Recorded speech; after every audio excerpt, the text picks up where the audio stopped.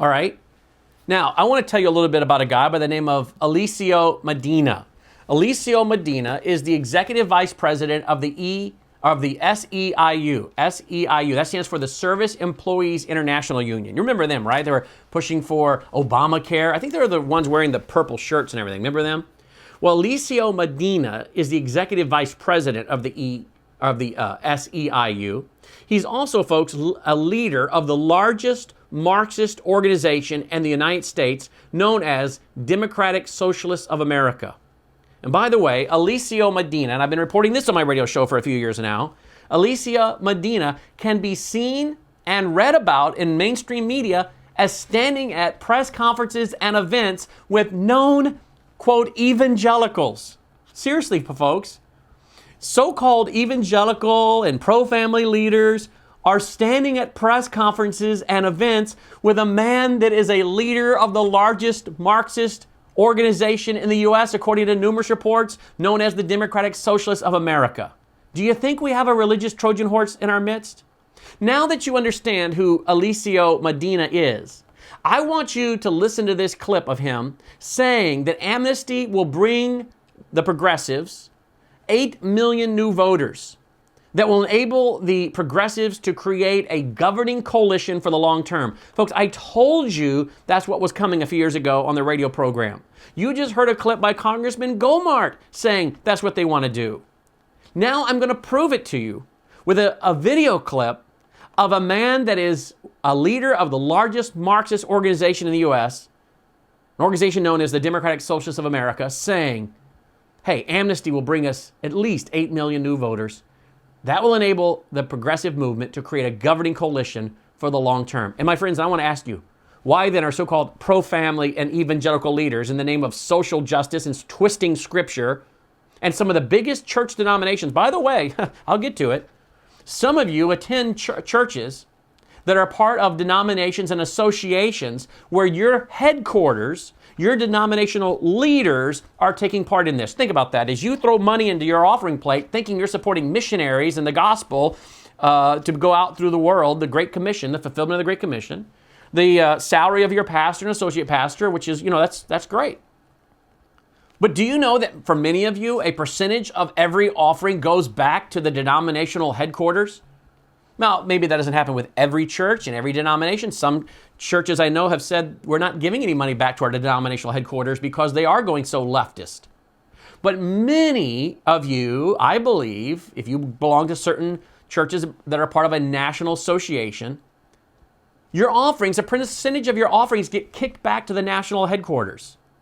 And now I will show you in a few minutes where some of these leaders of these national denominations are pushing for amnesty, which will mean 8 million new voters or more for the progressives so they can create a governing coalition for the long term. And again, I ask you, are you aware of the fact that maybe some of you actually are supporting this?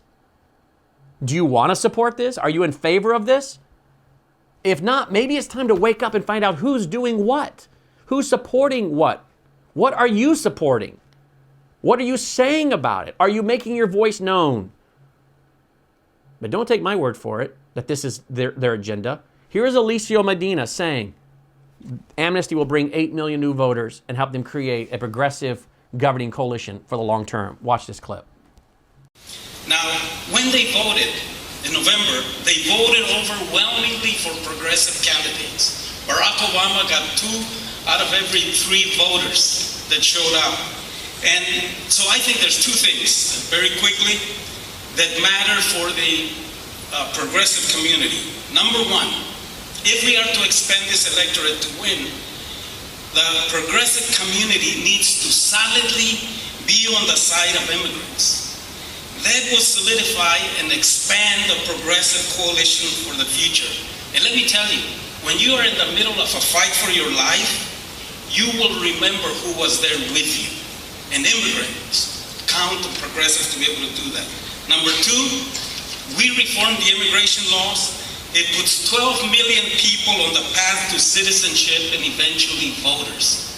Can you imagine if we have even the same ratio, 2 out of 3, if we have 8 million new voters that care about our issues and will be voting, We will create a governing coalition for the long term, not just for an election cycle. Now, what I want you to understand is this right here, an article by Breitbart.com, August 1st, 2013. It says, pamphlet pushing immigration reform distributed to House GOP members. House GOP members, August 1st, 2013.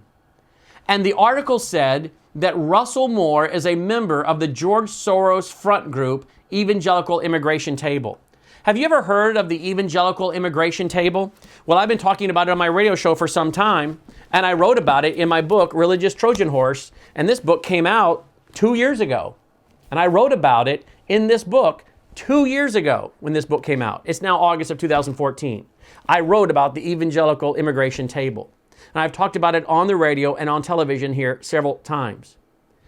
And Breitbart.com and other people are reporting that it is nothing more than a front group for George Soros. Do you know who George Soros is? George Soros is an international globalist. According to numerous reports, he's a graduate of the London School of Economics. You know what the London School of Economics is? It's the Fabian Socialist School. You know what Fabian Socialists want? Globalism. Globalism. Have you ever looked at the Fabian window? I write about the Fabian window in Grave Influence. I'll talk about that in a minute.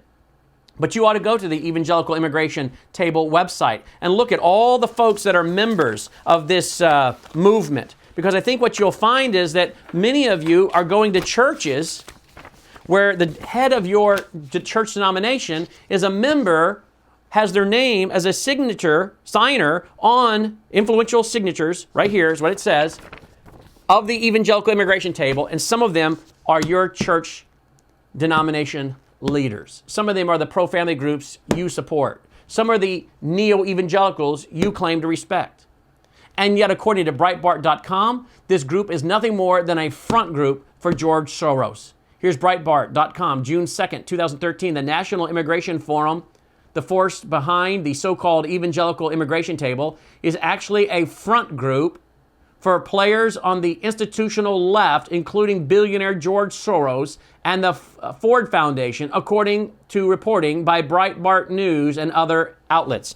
I mean, we could do a whole program on what George Soros and the Ford Foundation have been up to, leftist, globalist organizations. And yet, would you like to know who's a part of having their name on the website and being signatures onto the Evangelical Immigration Table? Well, here we go. Russell Moore of the Southern Baptist Convention, which, by the way, Al Mohler praises Russell Moore, is doing a conference with him in a few weeks in Nashville, spoke at his commencement and gave the inauguration address of Russell Moore.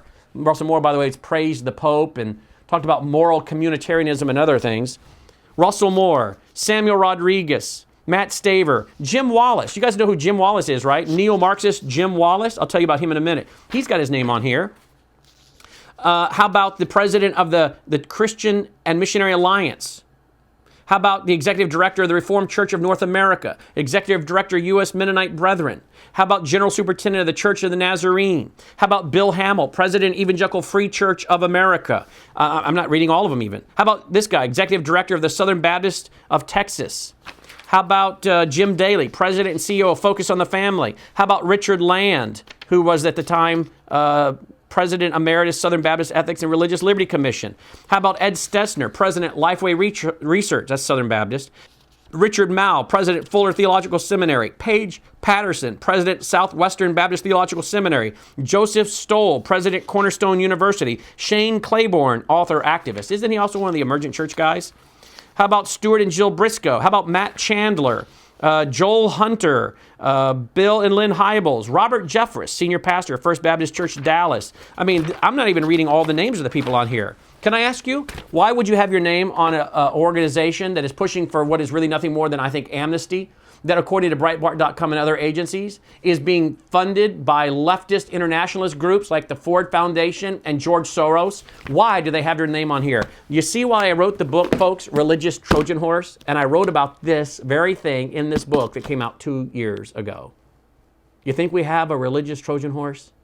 You think they're looking to co-opt the church? And you know, the sad thing is, some of the folks that have their name on here probably don't even know who George Soros is, or much about him, or the Ford Foundation, or that they're actually being used as what I think are useful idiots. They have no clue they're even being used, some of them, as useful idiots. Now, some of them know exactly what they're doing, I think. But I think some of these folks have no idea they're being used as useful idiots for the leftist, globalist agenda to undermine America. Now, folks, please understand, when I use the term useful idiots, I'm not calling anybody a name. That's an historic term. That is an historic term that's been around for many, many years, when the communists would co-opt religious leaders and educators and professors and the intelligentsia for their agenda. And sadly, many of them are useful idiots because it's a historical term that means they're so clueless they don't realize they're being used for an agenda they would, if they really understood, would say they're opposed to. So I think some of the folks on here probably don't know what they're doing, but quite frankly, ignorance is no excuse. Particularly when we've been writing books, producing radio and TV, and actually called many of them and asked them, hey, would you call me back? I want to explain to you what you're a part of. I don't think you want your name on this. And guess how many of them return the phone calls? Next to none of them. I'm sure a lot of them want to know. I think, quite frankly, a lot of them are part of the good old boy club, and they don't really want to know the truth. Now, you need to understand George Soros, according to numerous reports, is a graduate of the London School of Economics. That's the Fabian Socialist School. Look at the screen there. That is the Fabian window, designed by George Bernard Shaw. I write about it in the book Grave Influence and Religious Trojan Horse. And George Bernard Shaw designed this window many, many years ago, back in the early 1900s. Two men banging on a globe. Notice behind the man in the red coat, there's a fire. There's a fire behind the man in the red coat. You see, the earth has just come out of a hot fire, a crisis. And what are they doing? They're banging on the hot earth. They're banging it. What's it say at the very top of that stained glass window? Remold it nearer to the heart's desire. In other words, you take the crisis and you use the crisis to make the world into what you want. Notice down below, there's 10 people down there praying, and that's said to be a stack of Fabian Socialist books and essays by Fabian Socialist members. Notice also what is behind the man in the red, next to it, the man in the red with the fire. What's that little sign say by the fire? Hammer stoutly, pray devoutly. Hammer stoutly, pray devoutly. Religious symbolism. They're praying, hammer stoutly, pray devoutly. See, the Fabians knew they needed to co-opt religion. And then what is the logo that's right above the hot earth that they're banging on an anvil and remolding? What's that logo? That, my friends, is a wolf in sheep's clothing. A wolf in sheep's clothing. You see, I've been saying this for years. This is in many of our documentaries. It's in my book, Religious Trojan Horse. I've been warning, and that's why the book's called Religious Trojan Horse, that the leftists, the internationalists, the statists, the globalists, the communists are infiltrating the church in America and around the world and building a false harlot church of Revelation 17. And sadly, immigration, open borders, amnesty is all a part of the desire to bring down America. Look, here's some of those folks, part of the evangelical immigration table. Look at them praying, holding hands, praying. Leith Anderson, president of the National Association of Evangelicals. There's Tom Minery, a focus on the family. There's Jim Wallace, neo-Marxist Jim Wallace. You do know what Jim Wallace has supported over the years, right? And what he supports today, and his group Sojourners supports today, right?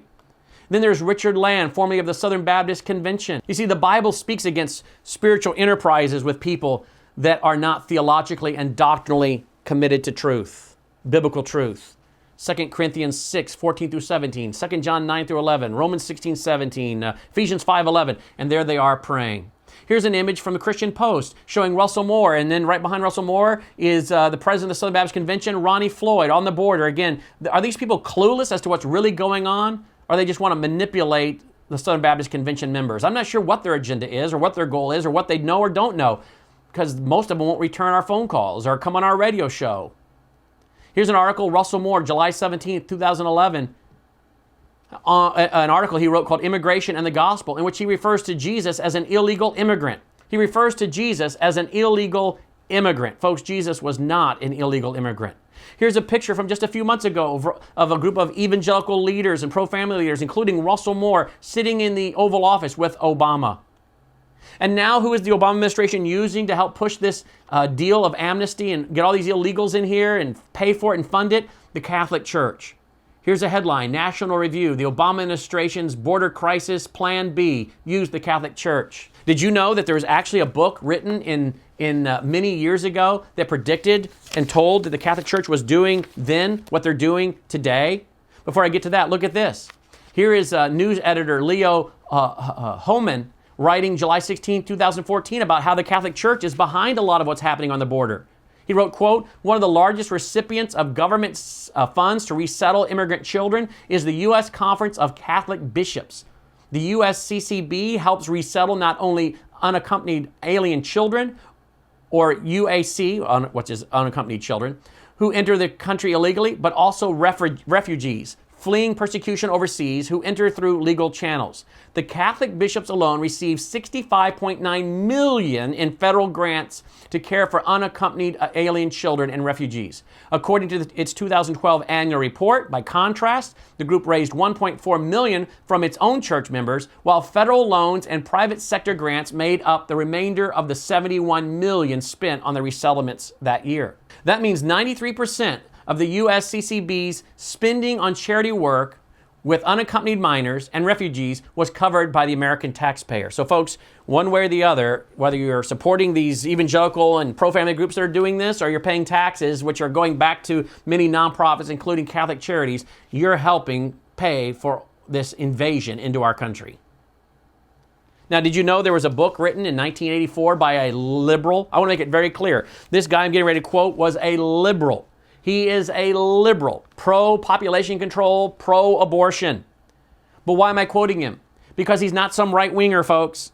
He's a leftist. But he wrote a book in 1984 entitled American Democracy and the Vatican. And he, Stephen Mumford, wrote this in 1984. Quote, "Our government is addressing itself to dealing effectively with this problem of illegal immigration. The remainder of this chapter will discuss how and why these efforts are systematically negated by the posture of the Roman Catholic Church leadership, which has organized opposition to an adequate response to halt the invasion of illegal aliens. If the church were to withdraw from this political arena, most remaining opposition would be vitiated. During Pope John Paul II's visit to the United States in October 1979, he campaigned for the right of illegal aliens to migrate at will to the United States. He made his stand on this issue clear to American politicians and labor unions, the American Catholic hierarchy, the news media, and other sectors. It is estimated that over 90% of all illegal aliens coming to the United States are Roman Catholics. The church does not recognize national borders and national sovereignty. There is but one world, a Catholic world, and it has no boundaries. The church created and maintains a nationwide network of centers developed to locating and assisting illegal aliens to circumvent the immigration laws of the land. These centers have been described in widely distributed pamphlets and have been advertised on Spanish language radio stations. In one such spot announcement aired on a station in our nation's capital. Our former director of the Immigration and Naturalization Service urged illegal aliens to use these centers. One lengthy handbook in Spanish, a guide for illegal aliens, states that assistance can be obtained from a Catholic in any Catholic diocese, thus suggesting that all Catholic churches participate in the network.